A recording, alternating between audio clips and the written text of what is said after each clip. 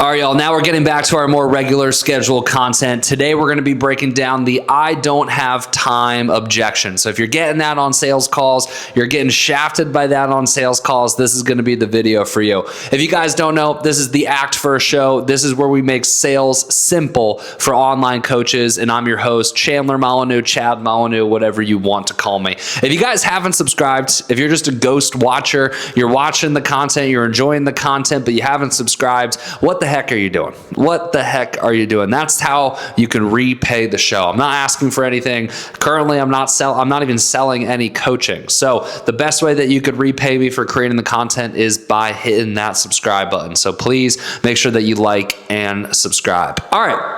Let's get into the content. This is going to be a short hitter today. Like I said, we're going to be breaking down the I don't have time objection. All right. But before we do that, I want to talk about what doesn't work. All right. I watch a lot of other sales creators' content, and it's really funny. I'm sure it works for them, but I only like to share through my experience. I don't know how many sales calls I've taken. I've been in the coaching industry for 10 years. It's probably safe to say I've taken thousands and thousands of sales calls.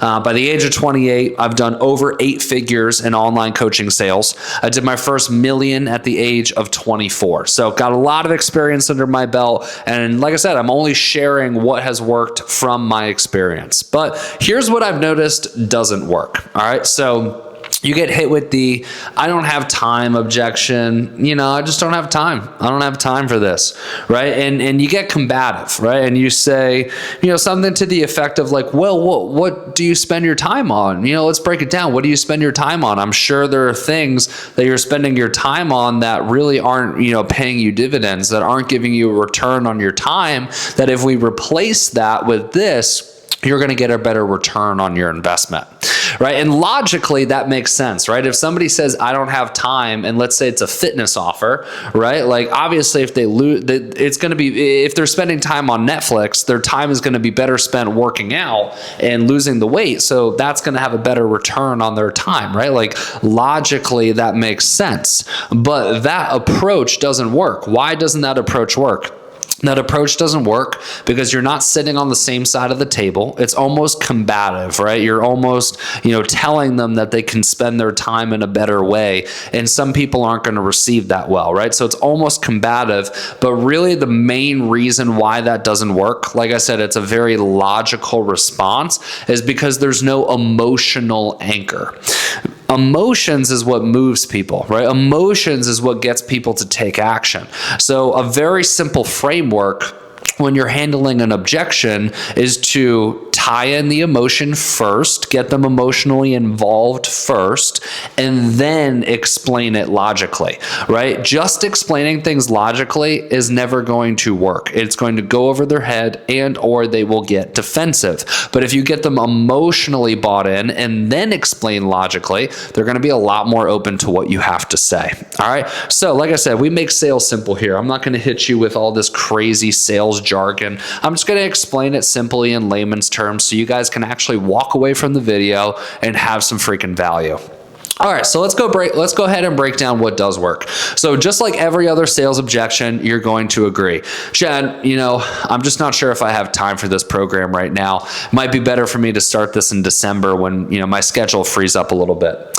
Steve, totally get that, man. We all get busy, but is it okay if I challenge you? So agree and then ask to challenge, right? We always want to ask to challenge. We want to ask for permission to challenge because once again, we want to be on the same side of the table as them, right? If we are on opposite sides of the table, it becomes combative. When it becomes combative, you are never going to close the deal. So, Steve, hey, totally get it. We all lead busy lives. Is it okay if I challenge you though? They say yes. Now I have permission to challenge them.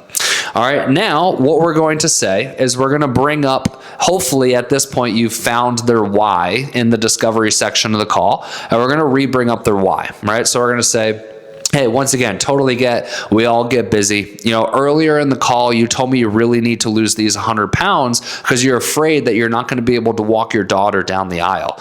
Is that still important to you? All right. So this is the part where we're getting them re-engaged emotionally, right? We're that emotional anchor. We're getting them re-engaged, re-involved emotionally. So I'm bringing up the why, and then I'm saying, is that still important to you? Is that something that you still need to get solved? Is that a problem that you still want to solve, right? In so many words, you're just saying, is this still true? Okay, they say yes. All right, then we're going to say, okay, cool, I thought so. With all the things that you have that are keeping you busy, would you say that solving this problem ranks pretty high, right? If they say no here, it doesn't rank pretty high.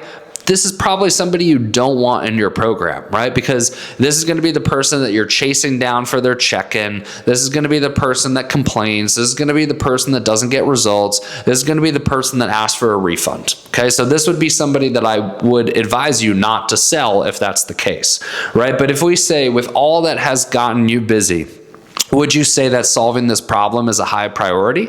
If they say yes, then great, let's proceed. But let's break down a little bit of sales science here, okay? So we agreed with their objection. So we're diffusing the situation. We're getting on the same side of the table with them. We're agreeing. We're asking for permission to challenge. We're staying on the same side of the table as them. We're re-bringing up their why, asking them if they still need to solve this problem, right? So we're getting them re-engaged emotionally. Then we're asking, with all the things that have you busy, is this really high on the priority list? So we're reminding them that this is a high priority. Okay, then what I like to do, now that I've gotten the emotion out of the way, is now I'm going to give them a logical question. So what I'll say is, I'll say, okay, cool. You know, I figured this was a really high priority for you. Now, minimum effective dose to be successful in our program is about 2 hours a week. Do you think that you can give 2 hours a week? If they say yes, I solved the objection, right? Great, awesome. When we sign you on, during the onboarding process, we'll customize your program so it's 2 hours a week. Does that sound fair? Yes, Chad, that sounds fair. Great, are we committing to this? Yes, Chad, we are. Awesome, let's proceed. Okay, but if they say no, that they can't do 2 hours a week, then we're going to say this. We're going to say, hey, no worries if you can't do 2 hours a week. I know that insert why, walking your daughter down the aisle, is still really important to you. Are you open to getting resourceful with your time so that we can figure this out together? Okay, so now if they say no, I'm asking if they're open to getting resourceful with their time so we can figure this out together. So they say yes. All right, and now they're still engaged. They're still bought into this process. Now I can have the conversation with them about how we can make better use of their time. Hey, okay, so like I said, minimum effective dose to be successful in our program is 2 hours. All right, I'm sure we can, eliminate 2 hours somewhere else so that we can give those 2 hours to this, because you said that this is really important to you. Is that okay with you?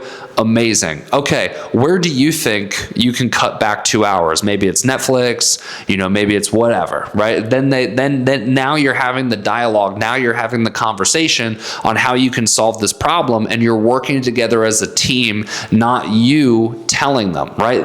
Working together as a team to solve this problem. Okay, cool. So let's walk through this whole entire thing again. All right, so somebody tells me, Chad, now, I don't think now's the right time. I'm really busy. I don't have time. Let's do this later. Steve, totally get that you're busy right now. We're all busy, so I'm happy that you have things that are keeping you busy. Do you mind if I challenge you though? They say yes. Cool. Earlier in the call, you told me you have to lose these 100 pounds or else you're afraid you're not going to be able to walk your daughter down the aisle. You may not even be here to be able to do that. Is that a problem that's, still important to you to solve? Is that a challenge you still want to solve? Yes, Chad, it is. Okay, cool. And with everything that's keeping you busy right now, would you say that this is still really important? Like this is high on that priority list? Yes, Chad. This is really high on that priority list. Awesome. Okay. Well, hey, minimum effective dose to do our program is 2 hours a week. Do you think that you can, provide 2 hours a week to be successful at this? Yes, Chad, I do. Cool. Go close deal. No, Chad, I don't. All right. No worries. Like I said, I know, losing these 100 pounds is important to you. You want to be able to walk your daughter down the aisle in the future. Are you open to getting resourceful with your time so we could figure this out and, see where we can buy back some time so you can do this program? Yeah, Chad, I'm open to that. Great. Like I said, we only need 2 hours a week to do this so that you can lose the weight. Where can we buy back 2 hours a week? Like, where are you spending time that you're willing to give up an extra 2 hours a week? Oh, Chad, I watch 2 hours of Netflix a week. Great. All right, let's replace that with the program. Does that sound fair? Yes, Chad, it does. And then you close the deal. All right. So that's exactly how I would solve this one. Like I said, short, straight, to the point. We make sales simple here. If you guys enjoyed this, make sure you subscribe for more content like this. I'll see you guys in the next one.